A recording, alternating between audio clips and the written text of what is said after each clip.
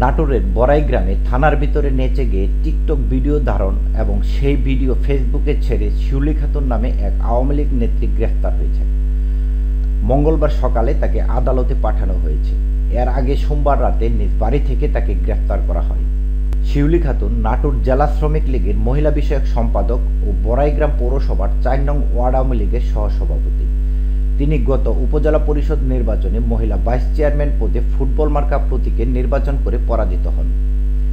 জানা যায়, সম্প্রতি শিউলি খাতুন থানার ভেতরে মূল ভবনের গেটের সামনে বলি ও দারোগা পেয়েছি মুখ, তোমার পুলিশ ফেসেছে, পরাণ আমার ভালোবেসেছে গানের তালে তালে নেচে টিকটক ভিডিও ধারণ করেন। তবে এ সময় সেখানে কোনো পুলিশের উপস্থিতি দেখা যায়নি। পরে সেই ভিডিও তিনি নিজের ফেসবুক আইডিতে প্রচার করেন এবং তা মুহূর্তে ভাইরাল হয়ে যায়।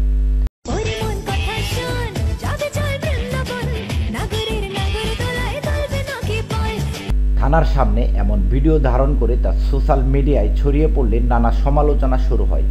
পরে তাকে গ্রেফতার করা হয়। গ্রেফতারের আগে আওয়ামী লীগ নেত্রী শিউলি খাতুন জানান, টিকটক করা আমার নেশা, সে কারণেই ভিডিওটি ধারণ করেছিলাম। তবে এখন বুঝতে পারছি থানার সামনে কাজটি করা ঠিক হয়নি।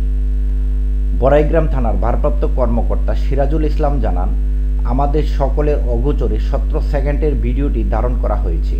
বিষয়টি সংবাদকর্মী ও সামাজিক যোগাযোগ মাধ্যমে জানতে পেরেছি। তাকে গ্রেফতার করে আদালতে পাঠানো হয়েছে।